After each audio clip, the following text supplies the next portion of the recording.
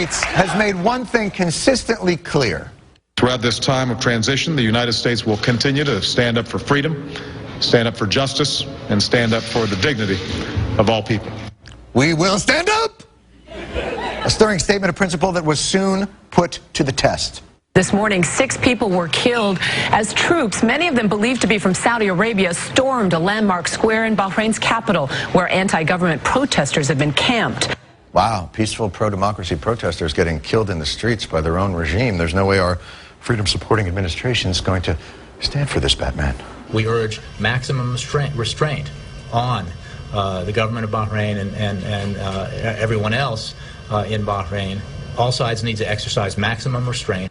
Yes, maximum restraint. Both sides need to tone down everything, except obviously the amount of restraint they're using. The Bahrain and Saudi Arabia need to stop shooting the protesters, and the protesters need to stop getting in the way. Why do the rebels in Libya get the help of hundreds of Tomahawk missiles, whilst those in Bahrain get a, hey, tone it down, will you? John Oliver is here to help explain. Thank you. Thank you, John, for years, America has been offering help to freedom-loving peoples in a variety of forms, tailor-made to their particular situations. But look, John, you don't want me to tell you about it. You want me to show you. What? Why don't you follow me for a second? Sure. John, too often, countries think of approaching civil war as a catastrophe, whereas in reality, it's a catastrophe. I'm talking about America's freedom packages, John.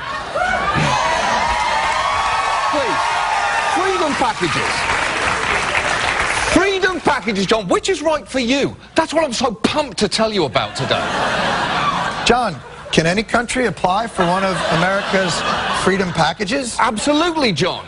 Let's say you're a country suffering atrocities at the hand of a brutal regime, but your nation is of no strategic importance, and you have little in the way of natural resources, let alone potable water. That sounds like a Sudan. That is such a great example. Here, Sudan.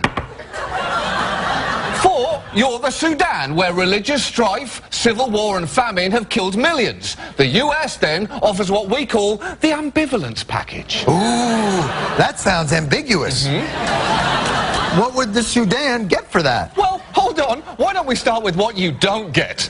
No committed verbal, financial or physical support from the US government, but we will express periodic interest in your plight, and you'll receive limited access to Bono, Sean Penn, Angelina Jolie, George Clooney, and anyone who's ever been in a movie with George Clooney. Pending, John. Pending. Whoa, whoa, whoa. Pending, John, their personal schedules and the chance they'll contract dysentery in your nation. Wow. But that's not the package Egypt got. Absolutely not, John, because Egypt has what the United States calls strategic value. Ooh. That sounds expensive. I bet they get troops. Oh, no, no, no, no, no, no, no, no, no. But they do, John, get the Silver Freedom Package. That's where America will acknowledge your protesters' plight as reflecting the legitimate will of the people, and will even throw in a series of vaguely supportive but high-level statements. We're not advocating any specific outcome. We are advocating that the government, the representatives of the civil society, the political opposition and activists begin a dialogue to chart a course. Wow, that was hard for me to even tell who she was supporting there.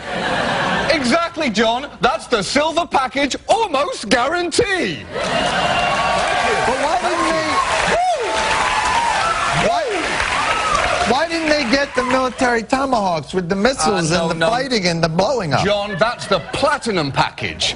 They don't qualify for that. I'll tell you why. It's a funny story, because their despot was actually our friend.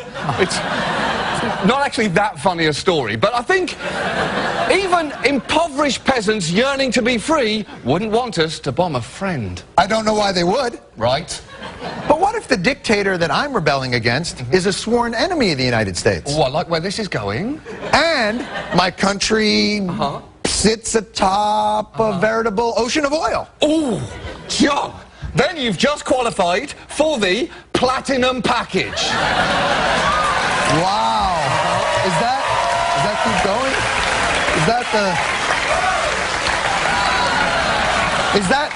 That's nice. Is that the package Iraq took? Yes, the second time. The platinum package includes a full-scale invasion, overthrowing your tyrannical government and helping rebuild the roads, schools and hospitals that were destroyed in our full-scale invasion. That looks shockingly awesome. That's because it is. Hey, can Iran's protesters get that? Oh, no, I mean, John, that's a pretty formidable army there. That'd be a long, drawn-out, bloody conflict. But the people there yearn to be free. Well, John, they don't get to decide. That's the best part here. It's not up to them.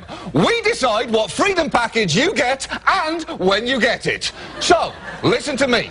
Freedom-seeking people of the Middle East, get out there in the streets and put your lives on the line, because America might be right behind you. Freedom packages may cause America to experience unintended consequences, including but not limited to inflammation of local or ethnic tensions, strengthening of one or more of America's traditional enemies, current allies becoming future enemies who one day use American-supplied rocket launchers against us, jobless unmarried 19-year-old men with dynamite underwear may wish to take out frustrations on freedom package suppliers. If you experience an insurrection lasting over 4 months, seek diplomatic attention immediately. Offer not valid in West Bank or Gaza.